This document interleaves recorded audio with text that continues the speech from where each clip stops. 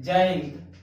आज हम लोग देखेंगे इलेक्ट्रिसिटी के बारे में, जो कि एक बहुत ही शानदार चैप्टर है और यह स्पेशली विद्यार्थियों के लिए बड़ा ही टफ चैप्टर माना जाता है। तो इसी चीज को आसान बनाने का प्रयास किए हैं। उससे पहले मैं कहना चाहूंगा कि नवरात्र को छोड़कर रमजान हो गए, नवरात्र को छोड़कर रमजान हो गए और खुशबू लगाकर इत्र की दुकान हो गए। सुना कि इस्लाम में है 4 बीवियों की इजाजत, ये सोचकर पंडित जी मुसलमान हो गए, ये सोचकर पंडित जी मुसलमान हो गए। विद्यार्थीगण, आइए देखते हैं इलेक्ट्रिसिटी के बारे में। इलेक्ट्रिसिटी बहुत ही इंटरेस्टिंग चैप्टर है, लेकिन बहुत ही क्रिटिकल चैप्टर भी है, इसलिए एक एक पॉइंट जो है इसको देखते जाएंगे।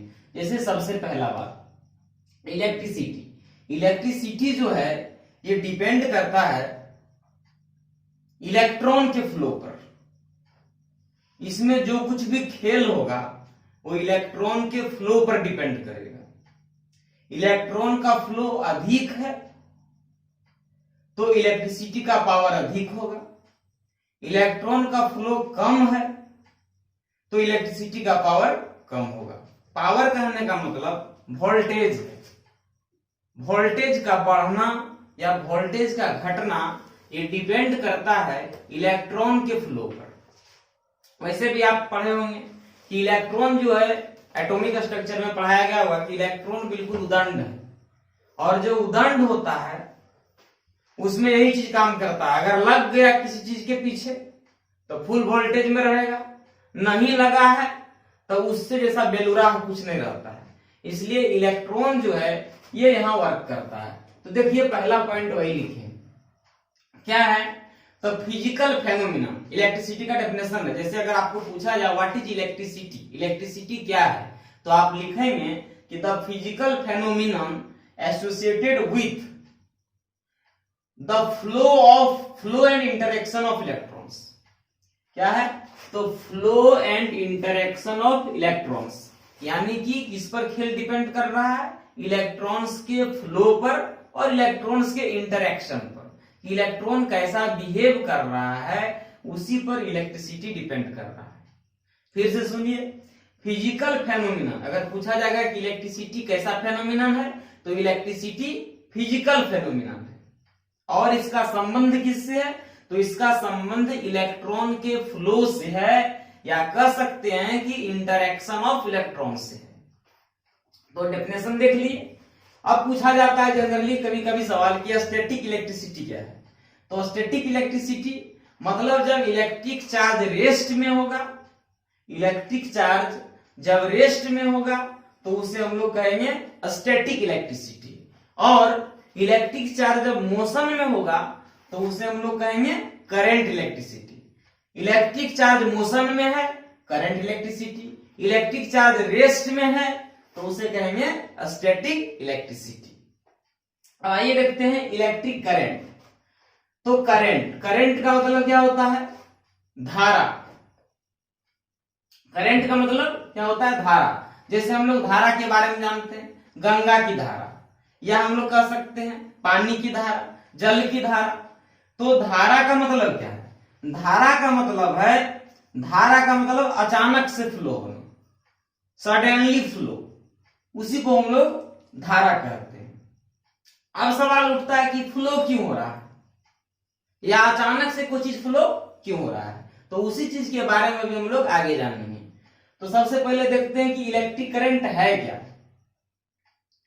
इलेक्ट्रिक करंट जो है वो है rate of flow of electric charge, यानी कि इलेक्ट्रिक चार्ज का जो फ्लो करने का दर है, जो फ्लो करने का रेट है, उसे हम लोग क्या कहेंगे, इलेक्ट्रिक करंट कहेंगे। अब यहां देखिए लिखा है थ्रू एनी सेक्शन।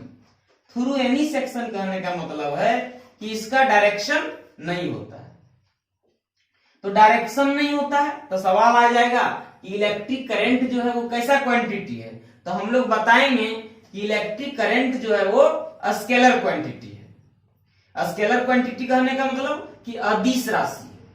अब सवाल उठता है कि अदिश राशि क्या होता है और सदिश राशि क्या होता है। अदिश राशि, अदिश राशि और सदिश राशि। सदिश राशि कहने का मतलब है कि मैग्नीट्यूड भी होगा और डायरेक्शन भी होगा। अदिश राशि में क्या होगा कि मैग्नीट्यूड होगा लेकिन डायरेक्शन नहीं होगा। अदिश, दिशा नहीं होगा, अमन नहीं, दिश मतलब दिशा, दिशा नहीं होगा, डायरेक्शन नहीं होगा, तो उसे हम लोग अदिश कहेंगे। और मैग्नीट्यूड और डायरेक्शन दोनों होगा तो उसे हम लोग सदिश कहेंगे। तो यहां पर इलेक्ट्रिक करंट के बारे में अगर देखेंगे तो इलेक्ट्रिक करंट कैसा क्वांटिटी है, तो हम लोग बोलेंगे कि इलेक्ट्रिक करंट जो है वो स्केलर क्वांटिटी है। कैसा क्वांटिटी है? स्केलर क्वांटिटी है। अब क्या है, शॉर्ट में अगर पूछा जाएगा कि करंट किसे कहते हैं, तो करंट कहेंगे flow of electron is known as current. Flow of electron is known as current. Electron का प्रवाह ही करंट कहलाता है। करंट को हिंदी में कहते हैं धारा। अभी हम बताए थे कि अचानक फ्लो क्या करता है, तो अचानक फ्लो होना ही क्या कहलाता है? करंट कहलाता है। अब इसमें हम लोग ये जानेंगे कि ये अचानक फ्लो करता क्यों है। कोई चीज जो है क्यों अचानक फ्लो करता है, तो करंट को धकेलने का काम करता है वोल्टेज। करंट को धकेलने का, क्योंकि बहुत तेजी से वो बढ़ता है, तो बहुत तेजी से कोई चीज बढ़ेगा, इसका मतलब क्या है, उसको कोई धकेल रहा है तभी वो उतना तेजी से बढ़ रहा है। जैसे अगर हम बात करें, एक आदमी के पीछे जब कुत्ता दौड़ने लगता है तो वो आदमी का फ्लो अपने आप क्या होता है? तेज हो जाता है। या अगर किसी व्यक्ति को हम लोग एक जोर से धकेल देते हैं तो वो क्या होता है? बहुत तेजी से आगे बढ़ता है। इसका मतलब जब बहुत तेजी से कोई चीज आगे बढ़ा तो उसको धकेलने वाला था। तो यहां पर करंट को धकेलने का काम वोल्टेज करता है। कैसे वोल्टेज करता है? तो वोल्टेज जब ज्यादा रहता है तो कोई भी काम इजिली होता है, वोल्टेज जब कम होता है तो काम जो है इजिली नहीं होता है। वोल्टेज का बढ़ना मतलब इलेक्ट्रॉन के फ्लो का बढ़ना, और वोल्टेज का घटना मतलब इलेक्ट्रॉन के फ्लो का घटना। इस चीज को हम लोग जानेंगे। तो धकेलने का काम, किसको धकेलने का काम? इलेक्ट्रॉन को। इलेक्ट्रॉन को धकेलने का काम वोल्टेज करता है, और वोल्टेज को हिंदी में कहते हैं विभव।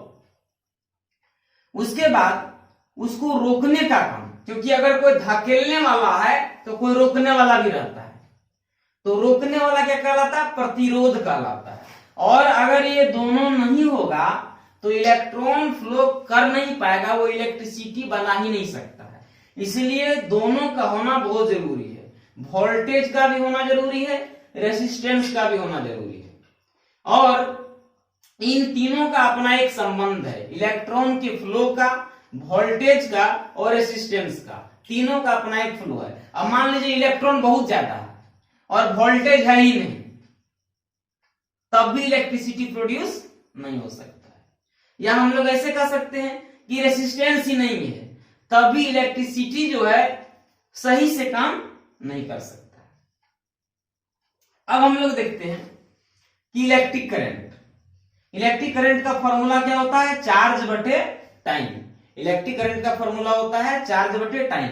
इलेक्ट्रिक करंट को कैपिटल आई से डिनोट करते हैं, वहीं चार्ज को कैपिटल क्यू से डिनोट करते हैं, जबकि टाइम को स्मॉल टी से डिनोट करते हैं। तो उस तरीके से फॉर्मूला क्या हो गया? I बराबर Q बाय टी। अब क्या है कि इलेक्ट्रिक करंट को एम्पियर में नापा जाता है। इलेक्ट्रिक करंट को एम्पियर में नापा जाता है। अगर आपसे पूछा जाए कि इलेक्ट्रिक करंट को किस रूप में मापा जाता है, तो बोलेंगे कि इलेक्ट्रिक करंट को एम्पियर के रूप में मापा जाता है। अब 1 एम्पियर बराबर क्या होता है? तो 6.24 into 10 to the power 18 electron per second, यानी कि 1 सेकेंड में इतना सारा इलेक्ट्रॉन प्रवाहित हो जाता है, फ्लो कर जाता है। इसीलिए जब हम लोग को 1 एम्पियर का करंट लगता है तो बहुत जोर का झटका लगता है। जोर का झटका लगने का पीछे का कारण क्या है कि इतना सारा इलेक्ट्रॉन 1 सेकेंड में हमारे बॉडी में प्रवेश कर जाता है, जिसके कारण हम लोग बहुत जोर का झटका महसूस करते हैं। तो जोर का झटका किसके कारण महसूस करते हैं? वोल्टेज के कारण महसूस करते हैं।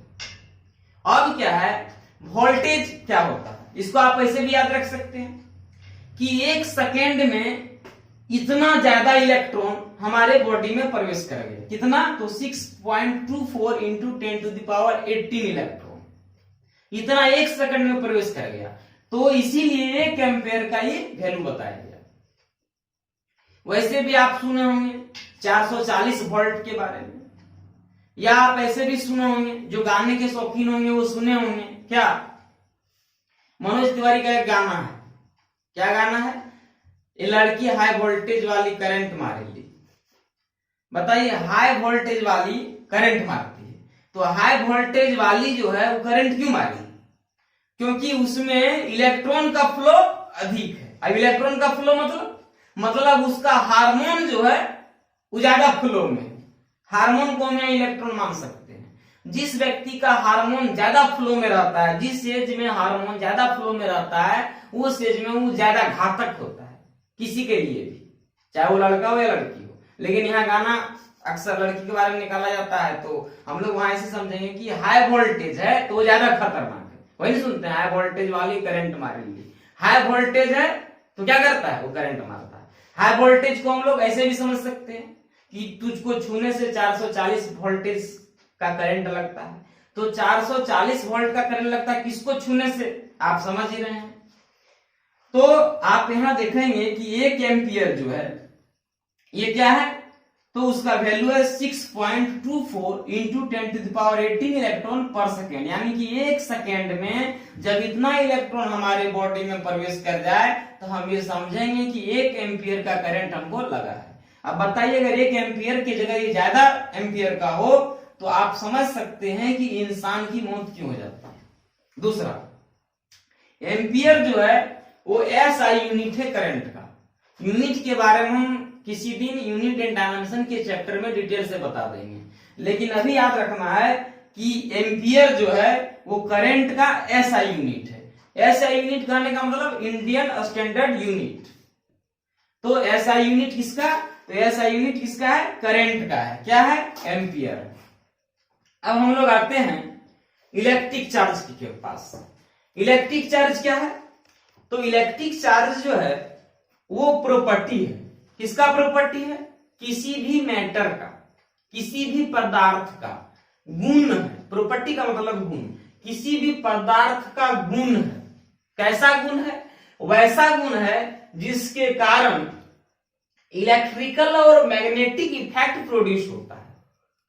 वैसा कारण है जिसके कारण इलेक्ट्रिकल और मैग्नेटिक इफेक्ट प्रोड्यूस होता है। अगर आपसे सवाल किया जाए कि कोई मैटर इलेक्ट्रिकल या मैग्नेटिक इफेक्ट जो है क्यों प्रोड्यूस करता है, तो हम बोलेंगे कि वो इलेक्ट्रिक चार्ज के कारण प्रोड्यूस करता है।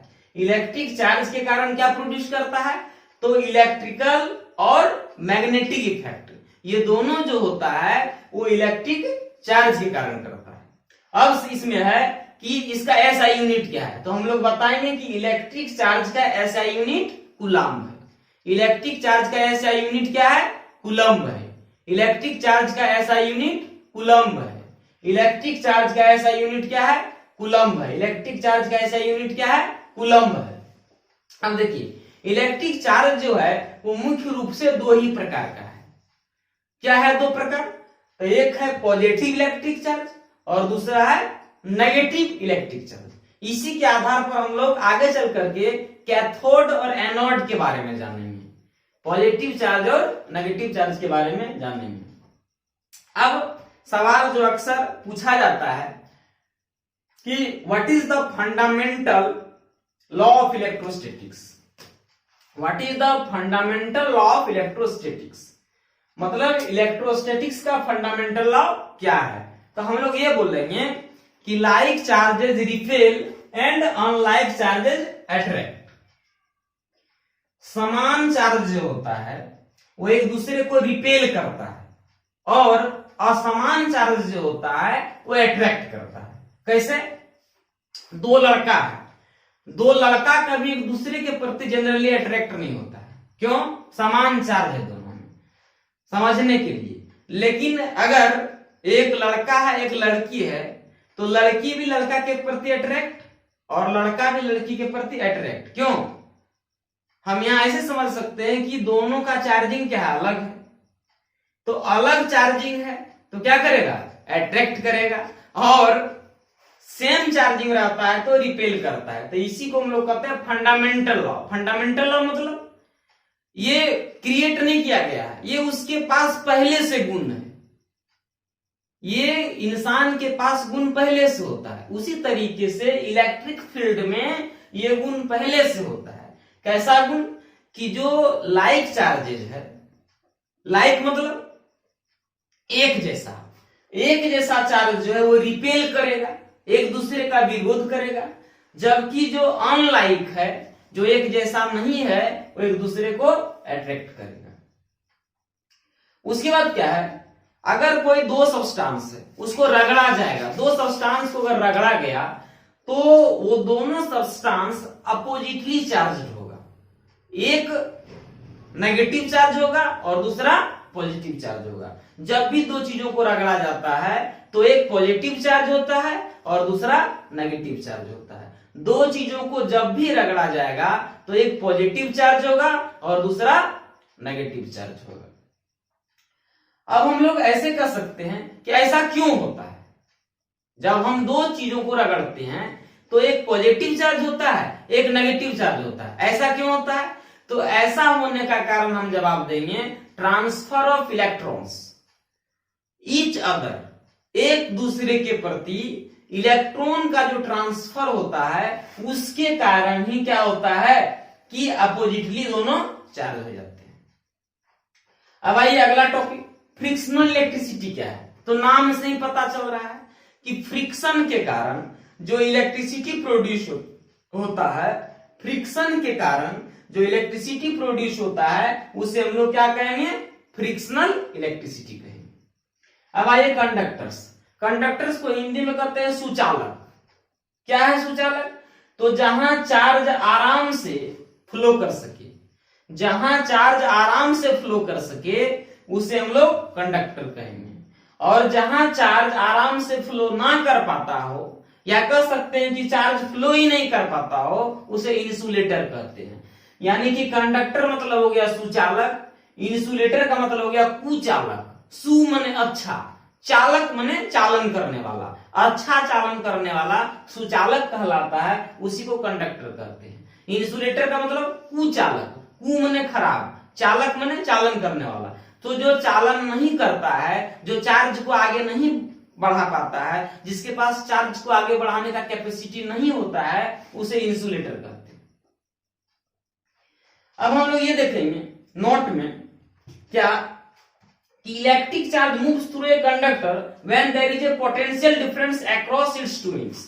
यानी कि इलेक्ट्रिक चार्ज तभी मूव करेगा, जैसे सवाल अगर पूछ दिया जाए कि इलेक्ट्रिक चार्ज कब मूव करता है, तो हम लोग बोलेंगे कि जब पोटेंशियल डिफरेंस मौजूद होगा उसके दोनों साइड में, तभी इलेक्ट्रिक चार्ज मूव करेगा।